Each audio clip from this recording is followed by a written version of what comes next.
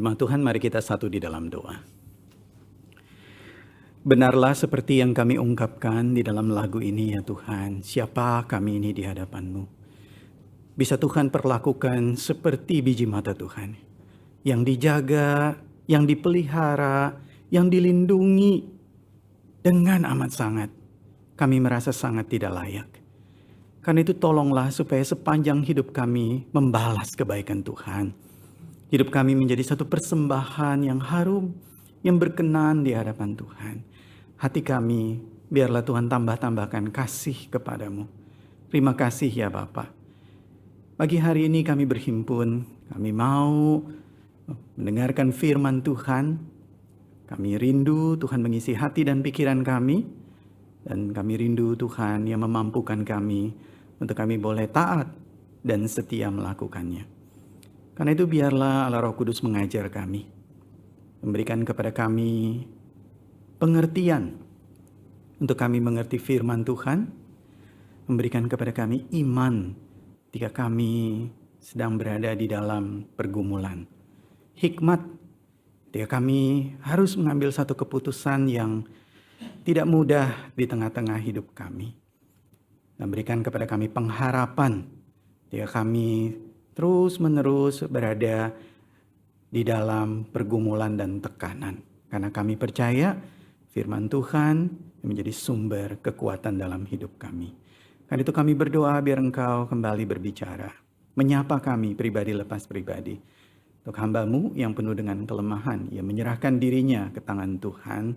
Dan di atas anugerah-Mu ia berdiri, karuniakanlah kepadanya kata-kata yang sederhana dan kata-kata yang jelas. Sehingga firman-Mu bisa disampaikan dengan setia. Kami meminta kepadamu ya Bapa. Dalam nama Tuhan Yesus kami berdoa. Amin. Selamat pagi Bapak Ibu Saudara. Ya, kita mengucap syukur ya. Kita kembali boleh dapat beribadah kepada Tuhan. Dan bersyukur sekali Tuhan memberkati banyak di antara kita yang sudah kembali dari berlibur, begitu ya. Dan ada juga jemaat-jemaat Tuhan yang sedang dalam masa-masa berlibur. Jadi baik bagi kita yang sudah kembali, kita bersyukur bisa beribadah. Dan jemaat Tuhan yang saat ini sedang berada di tempat-tempat lain, di negara lain ya. Atau berlibur bersama dengan keluarga, misalnya di kampung halaman. Mari beribadah bersama ya. Kita mau sama-sama mengarahkan hati kita untuk merenungkan firman Tuhan. Bapak Ibu Saudara, tema kita pada minggu pagi hari ini adalah persiapan pembangunan kemah suci, fundraising for building of tabernacle. Ya, dan untuk mendasarinya, kita akan membaca dari Keluaran pasal 35 ayat 4 sampai 29. Keluaran pasal 35 ayat 4 sampai 29. Saya undang jemaat untuk bangkit berdiri sebagai kesiapan kita untuk membaca firman Tuhan dan hormat kita.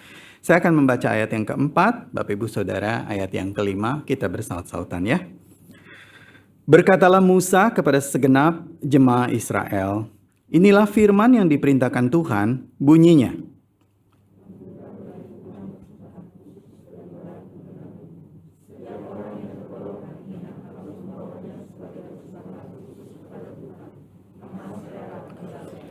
Kain ungu tua, kain ungu muda, kain kirmizi, lenan halus, bulu kambing.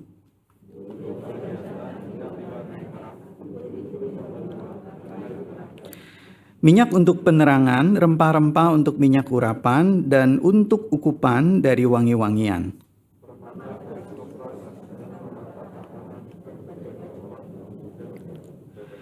Segala orang yang ahli di antara kamu haruslah datang untuk membuat segala yang diperintahkan Tuhan.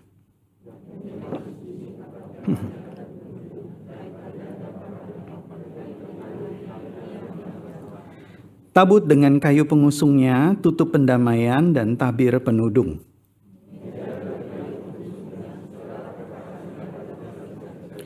Kandil untuk penerangan dengan perkakasnya, lampunya, dan minyak untuk penerangan.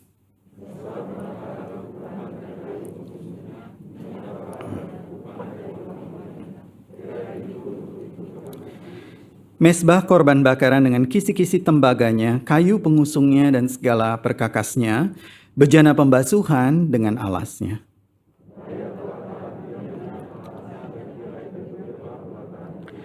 Patok kemah suci dan patok pelataran dan talinya.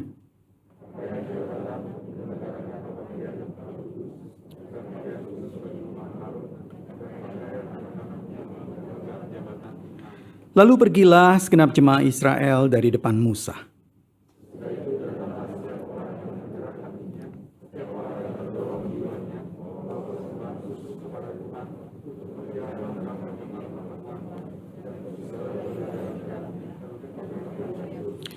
Maka datanglah mereka, baik laki-laki maupun perempuan, setiap orang yang terdorong hatinya, dengan membawa anting-anting hidung, anting-anting telinga, cincin meterai, dan kerongsang, segala macam barang emas. Demikian juga setiap orang yang mempersembahkan persembahan unjukan dari emas bagi Tuhan.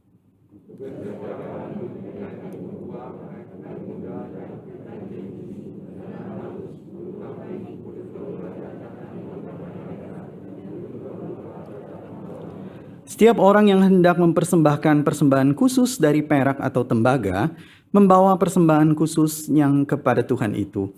Dan setiap orang yang mempunyai kayu penaga, membawanya juga untuk segala pekerjaan mendirikan itu.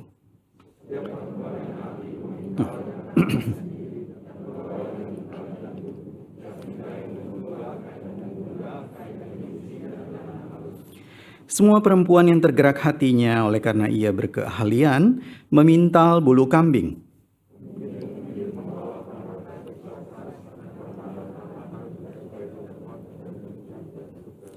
Rempah-rempah dan minyak untuk penerangan, untuk minyak urapan dan untuk ukupan dari wangi-wangian.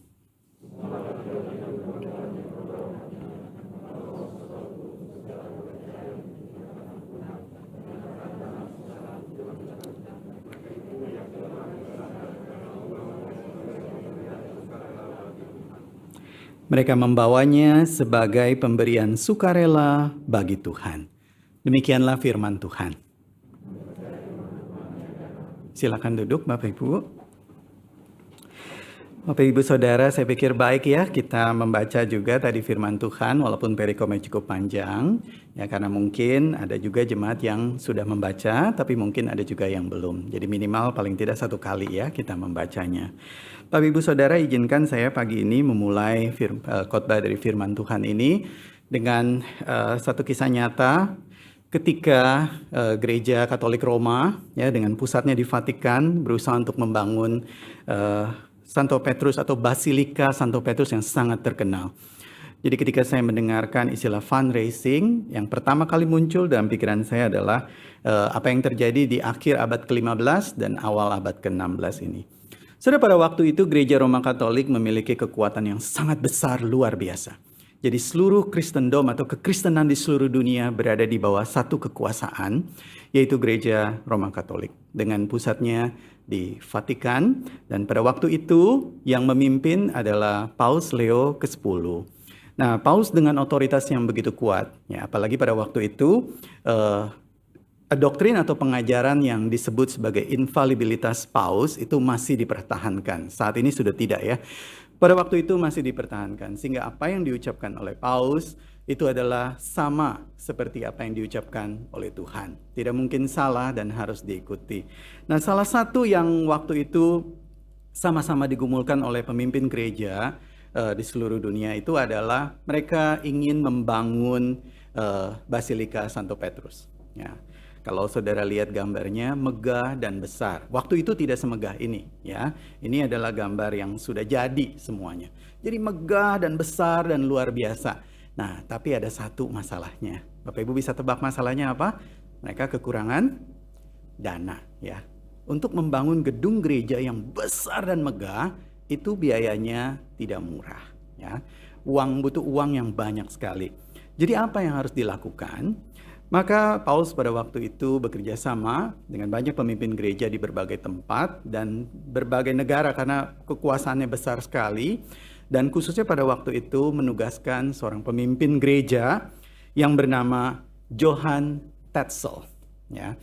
Johann Tetzel adalah seorang rahib Katolik dari Ordo Dominikan, Jadi dilakukan yang disebut namanya penjualan surat indulgensia.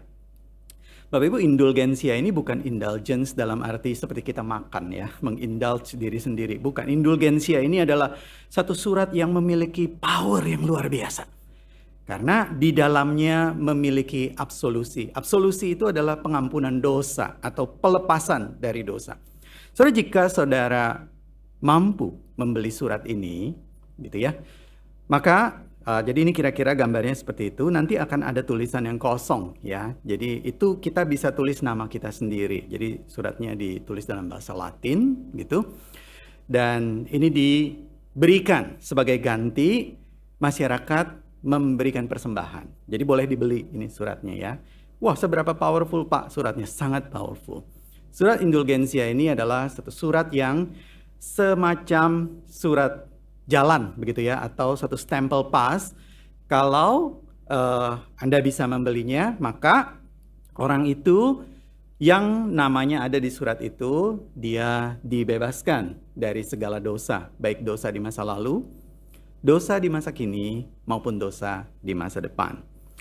Bapak Ibu Saudara, Tetzel yang diberikan tugas untuk mengumpulkan uang ya untuk pembangunan Basilika Santo Petrus itu juga bukan orang yang begitu saja ya, tetapi dia adalah orang yang cerdas begitu. Maka ada salah satu strategi yang ini adalah kalimat Tetzel yang terkenal. Jadi waktu Tetzel itu berkhotbah begitu ya, atau datang ke jemaat atau ke satu desa tertentu, maka dia akan mengucapkan kalimat ini. Nah, ini kalimat yang sering kali muncul ya.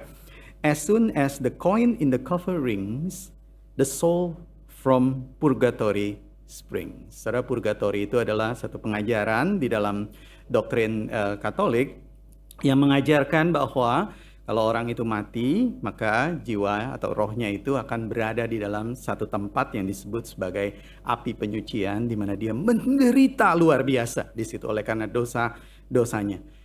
Nah, dikatakan, jadi kalau misalnya saya jadi Tetzel begitu ya, maka kira-kira Tetzel itu akan berkata, ayo, kamu sayang nggak sama engkong? Nah, kira-kira begitu ya. Engkong sudah mati, dan bukannya mati senang tenang-tenang, kamu aja bilangnya rest in peace.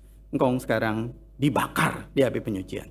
Tapi, begitu kan ya, kalau kamu mau memberikan persembahan kepada Tuhan, maka saya akan berikan surat ini. Begitu koinmu jatuh di dalam peti persembahan itu, jiwa engkau akan melompat dari api penyucian, berada bersama-sama dengan Tuhan. Saudara jemaat senang nggak? Senang. Siapa yang tidak senang? Oh, mau semua langsung, ya, mau semua langsung. Ngantri lah semua. Ya, semua ngantri. Jadi uang itu bisa dikumpulkan dengan cepat sekali, ya, cepat sekali. Nah, tapi saudara, di sini kita bisa lihat, apakah ini hal yang berkenan di hadapan Tuhan? Tidak, ya. Jelas ini satu kekeliruan yang salah, dan karena praktek ini maka terjadilah reformasi, ya, yaitu pengajarannya dikembalikan kepada firman Tuhan. Tapi di sini ada satu pelajaran penting yang bisa kita petik yang menjadi tanda awas buat kita. Saudara, apa? Hati-hati dengan uang.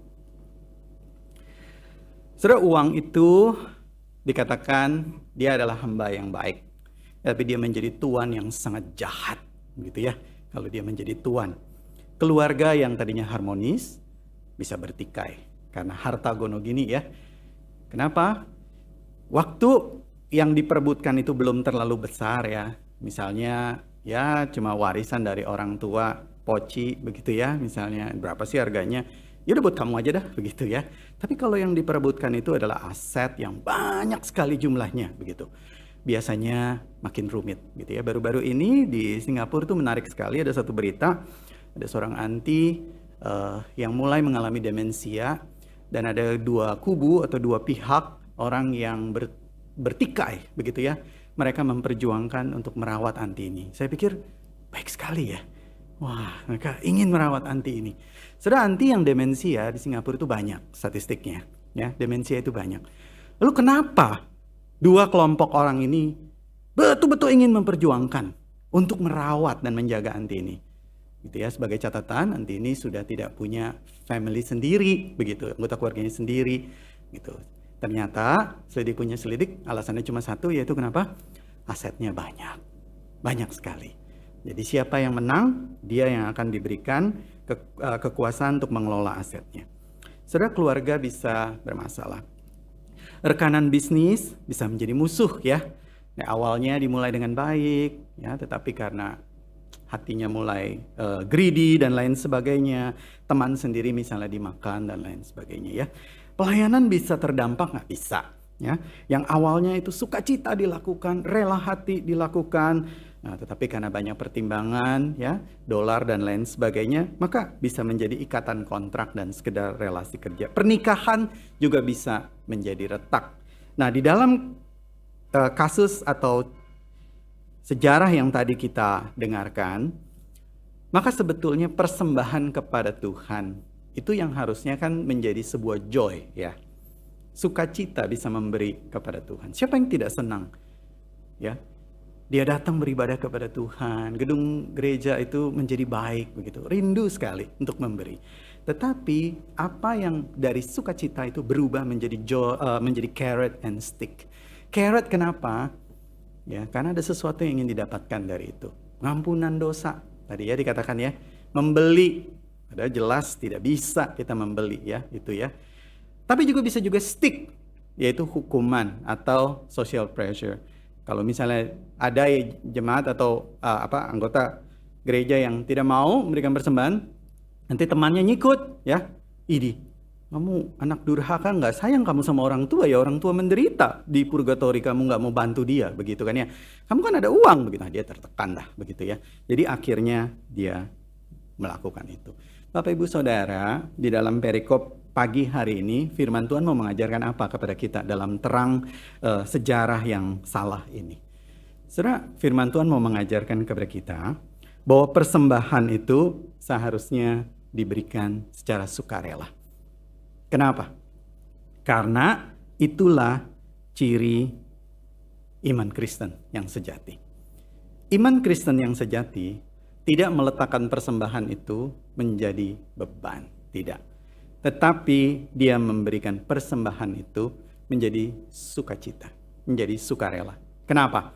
Alasannya adalah yang pertama, karena persembahan sukarela itu adalah perintah dari Tuhan. Saudara, kalau kita perhatikan di ayat yang keempat tadi ya, di sana dikatakan, berkatalah Musa kepada segenap jemaah Israel, inilah firman yang diperintahkan Tuhan, ya, diperintahkan oleh Tuhan. Jadi sekalipun Musa yang menyampaikan itu, maka ketika Musa mengundang seluruh jemaat Israel untuk memberikan persembahan, itu adalah perintah dari Tuhan.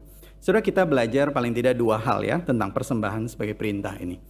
Yang pertama, persembahan bukan pilihan bagi umat Allah. Ini adalah kewajiban. Tadi Pak Yudi bilang itu sukarela. Betul. Tetapi sebetulnya itu bukan pilihan. Karena itu adalah satu kewajiban. Satu perintah dari Tuhan. Tuhan sendiri yang berikan perintah itu. Nah, tapi yang kedua nih. Perintah itu lahir bukan dengan paksaan. Tapi dengan dorongan agar umat memberi dengan sukarela. Bapak Ibu Saudara, perhatikan tadi bagian yang kita baca ya. Tadi kita membaca berulang-ulang. Ya, mulai dari ayat yang keempat sampai ayat yang ke-29, di sana ada satu frase yang diulang terus, yaitu terdorong hatinya, ya, tergerak hatinya, yang jiwanya tergerak, begitu ya. Misalnya ayat yang kelima, ya kan, ayat yang ke-21, dua kali tuh, ayat yang ke-21 diulang. Ya, tergerak hatinya, terdorong jiwanya, ayat 22 juga, ayat 26 juga ya, perempuan yang tergerak hatinya. Lalu ayat 29 laki-laki dan perempuan. Jadi semua yang terdorong hatinya, tergerak jiwanya begitu ya. Terus ayat 29 sebagai klimaksnya itu ditutup dengan apa? Itu adalah satu pemberian sukarela bagi Tuhan. Kenapa ya bagian ini diulang terus-menerus oleh Tuhan? Kenapa? Saudara, Tuhan mau menekankan di dalam bagian ini, saya tertarik sekali ini ya.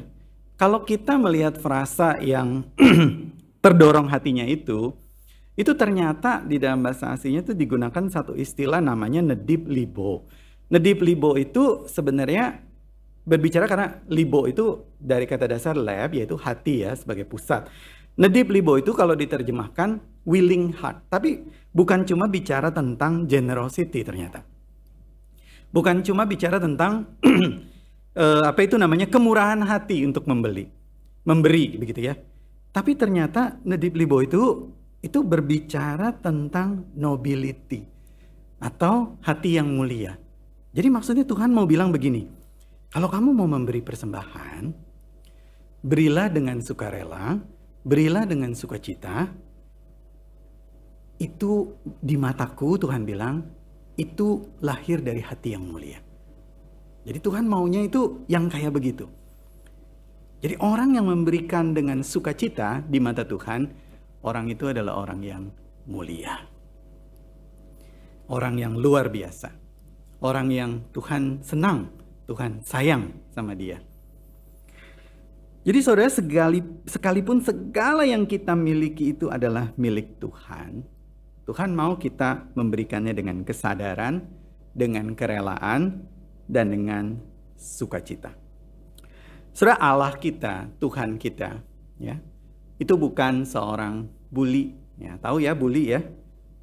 Ya biasanya menekan, ya, mencari kelemahan orang lain, begitu ya, mengambil keuntungan, atau seorang tiran yang memaksa, ya, atau menekan atau memojokkan dengan trik-trik atau lobby-lobby tertentu. Kita yang misalnya di kantor dengan kolega kita atau dengan atasan kita, saya percaya Bapak Ibu Saudara punya banyak pengalaman dengan orang-orang seperti ini, ya, dengan kebijakan organisasi dan lain sebagainya. Tapi Tuhan, dia tidak begitu.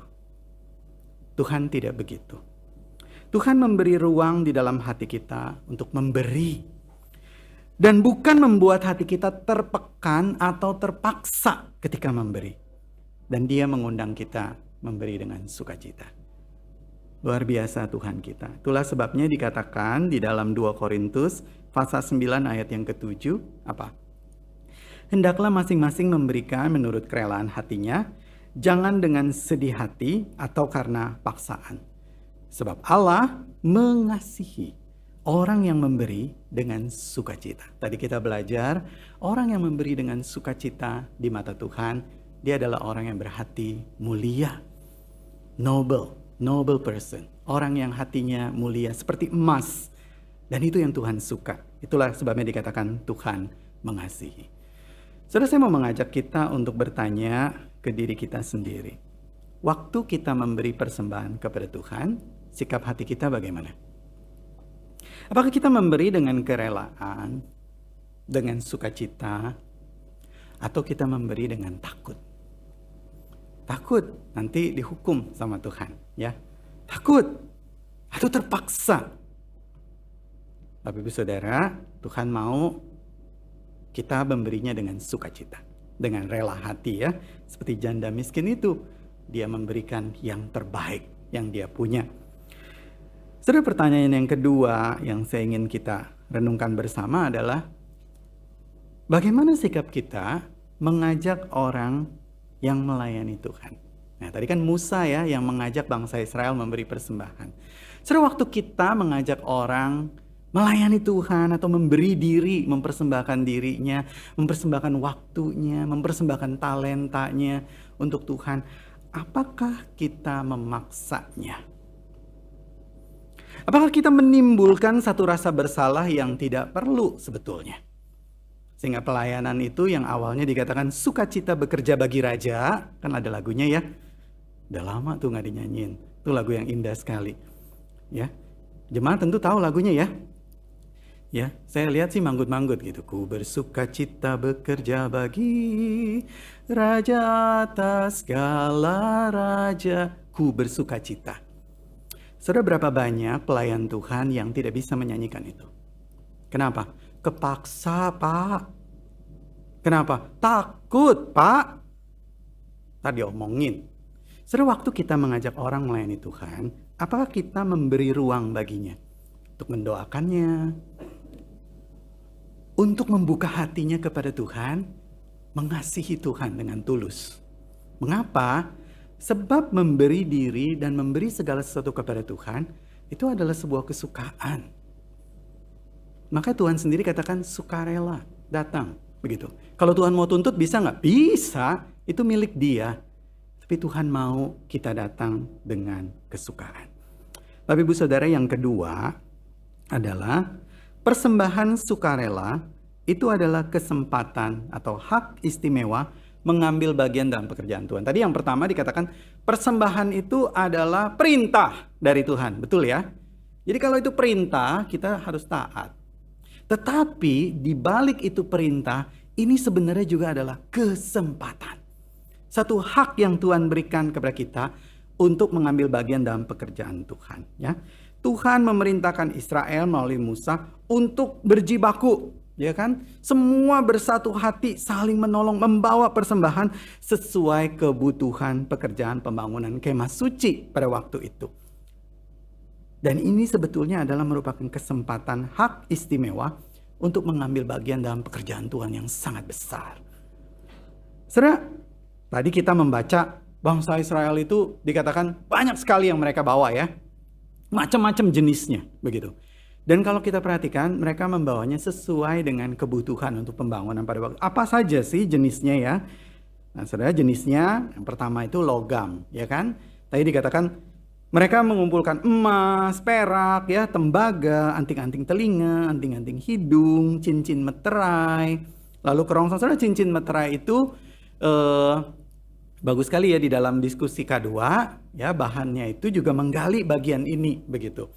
Nah, kemarin saya baru mendampingi satu kelompok, ditanyakan apa sih cincin meterai? Saudara, cincin meterai itu sebenarnya adalah melambangkan status sosial orang itu. Karena tidak semua orang mempunyai cincin meterai. Jadi cincin meterai itu adalah seperti stempel otoritas, begitu. Dan biasanya itu terbuat dari emas. Nah, kalau itu dipersembahkan untuk Tuhan, maka sebetulnya adalah dia mempersembahkan apa? Bukan cuma cincinnya, dia mempersembahkan apanya? Jabatannya, posisinya itu dia berikan kepada Tuhan. Ya. Lalu kerongsang, kerongsang itu apa? Saudara, kerongsang itu adalah bros. Ya, kalau yang perempuan pasti tahu biasanya ya. Jadi kalau kita pakai gaun atau kita pakai baju tertentu ya, mau ke pesta ya, ada kain. Nah, biasanya kain itu kan disambungkan, diikat. Aduh, kok kayaknya kok apa itu plain ya, tuh plain gitu. Tambahkan bros, tek begitu ya. Aduh, dari jauh udah kelihatan brosnya ya. Tengahnya itu ada batu apa permatanya. Ya, bisa macam-macam batu permatanya. Lalu pinggirannya itu ada tatahan-tatahan emasnya, lalu ada peraknya, ada ukirannya biasanya, dan itu mahal. Dari jauh udah kelihatan dia bukan perempuan biasa. Ini pasti yang memiliki ini adalah perempuan-perempuan dengan status sosial yang tinggi. Begitu juga di dalam kebudayaan Timur Dekat kuno, bangsa Israel, Mesir dan lain sebagainya. Jadi waktu mereka mempersembahkan itu, mereka mempersembahkan dignity-nya. Mereka mempersembahkan martabatnya bagi Tuhan. Wah, baik sekali ya. Terus kain ungu tua, kain ungu muda, kain kirmizi ya, lenan halus, terus kulit-kulit, kambing, domba dan lain sebagainya. Lalu kayu dan lain sebagainya untuk membangun kemah suci itu. Terus ada lagi nggak? Ada ya, minyak dan rempah-rempah. Nah, ini bisa digabung jadi satu ya, minyak dan rempah-rempah. Minyaknya untuk penerangan karena kan ada kandil ya. Mereka pakai kandil. Lalu minyak urapan dari khotbah Pendeta Jeffrey, kita belajar kan tentang rempah-rempah, minyak itu adalah elemen-elemennya itu dibuat begitu rupa ya supaya wangi-wangi itu semerbak ya. Ungkupan ya, wangi-wangian itu menjadi doa. Lalu batu permata.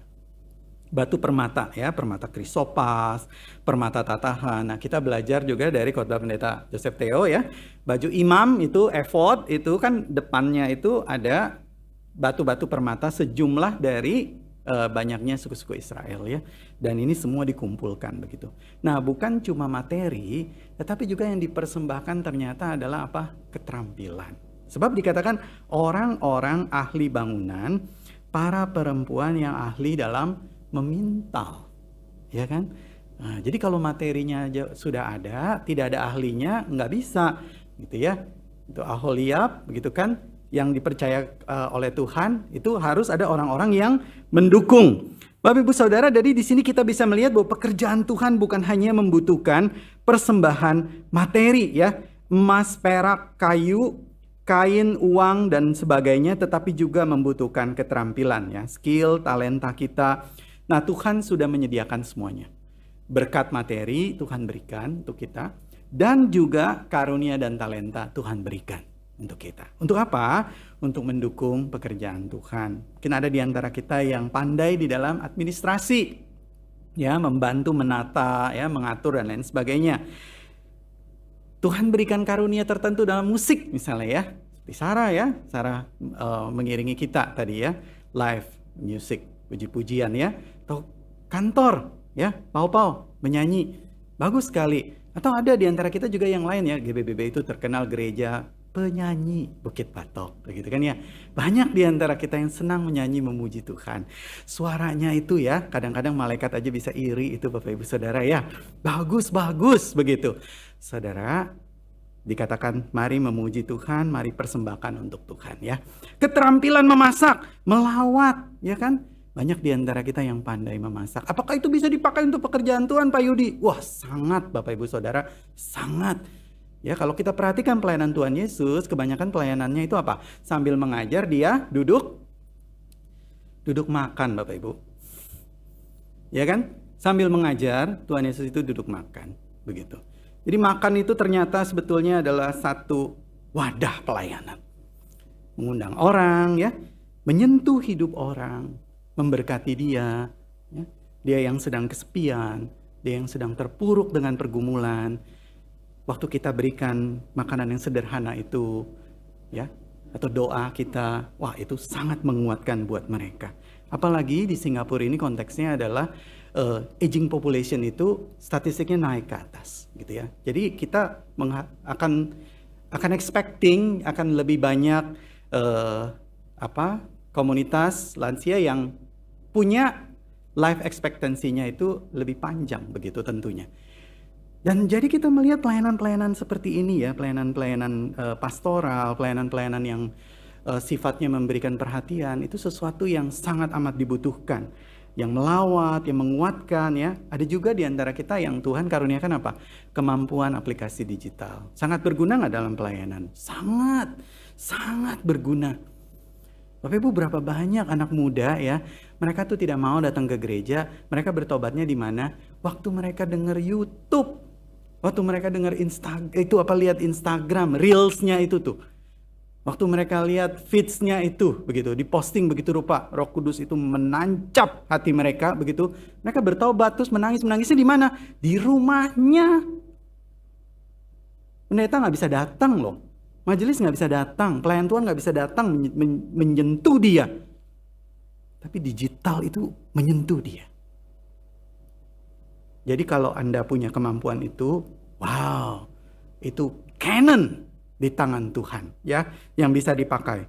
Lalu dikatakan mengajar ya, mendengarkan, memberi nasihat, memberi dan berbagi. Ini semua talenta yang bisa kita pakai bersama-sama membangun pekerjaan Tuhan. Nah, satu refleksi yang saya ingin kita bawa di dalam kehidupan kita, dalam konteks kita, apa yang bisa kita terapkan? Saudara, salah satu yang penting di sini adalah waktu Tuhan memerintahkan Musa. Lalu Musa berkata kepada bangsa Israel, ayo bawa semuanya. Ini kan kesempatan ya. Tapi kesempatan itu tidak akan bisa dipenuhi kalau tidak ada kepekaan. Ya, tidak peka apa yang menjadi kebutuhan umat pada waktu itu. Misalnya tetangga-tetangga sudah mengumpulkan ya, ada yang bawa kayu, ada yang bawa kulit, ya kan? Ada yang bawa emas, tiba-tiba dia berkata, kenapa ini semua pada sibuk-sibuk? Ya itulah Musa minta kita kumpulin persembahan. Biarin aja, udah kamu aja, saya emang gak mau, begitu. Bapak Ibu Saudara, pertanyaannya adalah, kita peka gak dengan kebutuhan yang ada? Kalau pekerjaan Tuhan itu, jadi kalau kita mengatakan Tuhan, Engkau adalah Tuhan atas segala sesuatu, bukan cuma Tuhan di gereja, tapi juga Tuhan di rumah kita, di pekerjaan kita. Maka pertanyaannya adalah, waktu kita berada di rumah, itu kan juga kita sebenarnya sedang mengerjakan pekerjaan Dia ya. Peka nggak kita dengan kebutuhan anggota keluarga kita? ada yang sedang bergumul, ada yang sedang kesulitan. Pekakah kita dengan kebutuhan teman-teman kita di kampus, para mahasiswa yang mungkin saat ini sedang mendengarkan, baik yang di gedung gereja ya, ataupun yang sedang berlibur, ya masih dalam masa liburan. Apakah kita cuma mengejar nilai, atau mungkin ada teman yang Tuhan tempatkan yang sedang bergumul, dia sedang mencari imannya, dia sedang bergumul, begitu ya, membutuhkan dorongan dari kita, kebutuhan di pekerjaan, kebutuhan di pelayanan dan rumah rohani kita di GPBB. Bapak Ibu Saudara, biasanya Tuhan bekerja itu melalui orang yang peka. Orang yang hatinya tersentuh dulu, baru Tuhan menyentuh hati orang lain itu melalui dia. Selama kita tidak peka dan kita berkata, saya hidup untuk diri saya saja, saudara, kita tidak akan pernah menyentuh hati sesama. Sebab apa? Sebab hati kita tidak kita biarkan disentuh oleh kebutuhan itu. Bapak Ibu Saudara, yang ketiga berkaitan dengan persembahan sukarela ini adalah yang pertama tadi perintah, yang kedua adalah kesempatan, ya, hak istimewa. Maka yang ketiga ini apa? Persembahan sukarela itu mendatangkan berkat dari Tuhan. Wah, biasanya ini yang paling kita tunggu-tunggu ya. Persembahan itu mendatangkan berkat dari Tuhan. Bapak Ibu Saudara, persembahan Israel yang diberikan dengan satu hati dan sukarela itu Tuhan senang sekali, Tuhan berkenan. Dan berkat ini terwujud bukan hanya dalam hal materi ya. Berkat itu bukan cuma dalam hal materi, tapi terwujud dalam, saya di sini menunjukkan dua hal. Yang pertama, penyelesaian kemah suci itu dilakukan dengan baik. Ya, Keluaran pasal 40 itu adalah pasal terakhir. Jadi kita tinggal 5 pasal ya. Keluaran pasal 40 itu pasal terakhir. Ayat 33b dikatakan demikianlah diselesaikan Musa segala pekerjaan. Jadi Tuhan memberkati pekerjaan itu tuntas dengan baik. Saudara, salah satu ciri kalau Tuhan tidak berkenan dengan satu pekerjaan atau satu pelayanan, salah satu cirinya adalah bertahun-tahun itu mangkrak. Mangkrak itu bahasa apa ya? Sudah tahu ya, mangkrak ya istilahnya ya. Kalau kita kayak habis makan begitu ya, habis nyuci, habis minum, habis party, habis piring kotornya semua ditaruh di basin, mangkrak. Jadi dia tidak bersih, tidak beres, tidak sampai kepada sasaran. Saudara, itu adalah salah satu ciri pekerjaan yang Tuhan tidak berkenan. Biasanya dia tidak akan sampai. Kalau sampai kepada tujuan pun, misalnya seperti Bait Allah Salomo, biasanya dihancurkan, begitu. Nah, saudara, betapa bahagianya bangsa Israel ketika pekerjaan dan pelayanan itu, kemah suci itu diselesaikan dengan baik. Mereka bersyukur. Saudara, yang kedua, ya berkat Tuhan nyatakan adalah Tuhan berkenan hadir dan kemuliaannya memenuhi kemah suci itu. Saudara, kalau kita punya pesta ya, kita udah masak capek di dapur ya. Kita juga undang teman-teman begitu kan ya, yang mau datang ya kan ke rumah kita begitu kan. Kenapa? Karena kita mau undang satu tamu kehormatan, guest of honor. Ya kan, ada orang penting yang kita mau undang datang. Tiba-tiba pas hari hanya orang itu bilang apa? Aduh, sorry banget, saya tidak bisa datang. Sebel banget nggak Bapak Ibu? Ya, saya sudah masak capek-capek, tidak datang, begitu ya. Kenapa? Sebab semua hal yang kita siapkan itu untuk dia sebetulnya, untuk tamu itu. Tapi dia tidak datang. Bapak Ibu, apa jadinya kalau kita udah capek-capek melayani Tuhan, gitu ya. Kita capek-capek mempersiapkan segala sesuatunya untuk Tuhan, lalu Tuhan bilang apa? Saya nggak berkenan, saya nggak mau datang. Sedih, ya. Di rumah kita udah sungguh-sungguh bekerja, berjuang dan lain sebagainya begitu ya. Tapi kita tidak memelihara keharmonisan satu sama lain, tidak datang mencari Tuhan. Kita rindu begitu ya, Tuhan datang. Tapi hati kita jauh dari Tuhan dan Tuhan bilang apa? Saya nggak mau hadir, saya nggak mau datang. Wah, Bapak Ibu, itu sedih sekali. Itu cilaka betul-betul. Maka dikatakan berkat Tuhan yang terbesar di dalam rumah tangga itu adalah apa? Kalau Yesus itu hadir di situ. Itulah sebabnya perjamuan di Kana itu sangat diberkati oleh Tuhan. Blessing from the Lord. Bukan materinya, tapi karena Tuhan hadir. Sebab kalau Tuhan hadir, di belakangnya semua itu akan mengikuti. Saudara butuh apa? Apa yang tidak bisa? Apa sih yang Tuhan tidak akan kasih? Anaknya aja dia kasih. Kalau Yesus itu hadir di dalam rumah kita, di dalam hidup kita, itu blessing yang paling besar. Dan itulah berkat yang Tuhan berikan kepada Israel. Tapi Ibu Saudara, saya ingin menutup khotbah pagi hari ini dengan kisah 3 orang. Sudah seperti layaknya kadang-kadang ya, ada orang Kristen yang kalau dia sudah melakukan sesuatu yang baik, dia suka menceritakan perbuatan itu kepada orang lain. Saya sudah melakukan ini loh, A, B, C, D, begitu ya, melayani Tuhan dan lain sebagainya. Temannya nggak mau kalah, dia cerita juga A, B, padahal Tuhan bilang apa? Kalau sudah melakukan yang baik, tangan kanan aja jangan kasih tahu tangan kiri. Artinya, udah jangan membanggakan diri, begitu ya. Itu anugerah dari Tuhan. Tapi 3 orang ini enggak. Mereka berlomba. So 3 orang ini datang ke gedung gereja, ya, bubungannya tinggi ya, atapnya tinggi. Lalu orang yang pertama, jadi seperti biasa ya, mereka diskusi, begitu kan ya. Mereka ngobrol satu sama lain, begitu. Dan kali ini mereka ngobrol tentang persembahan dan bertanding. Maka orang yang pertama itu berkata apa? Saya kalau memberikan persembahan itu, saya tidak mau muluk-muluk. Saya bukan orang yang terlalu rohani sih, begitu.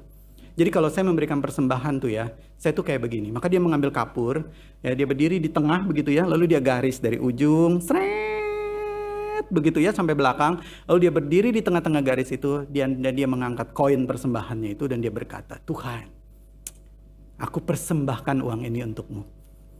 Tapi Tuhan tahu, aku juga butuh.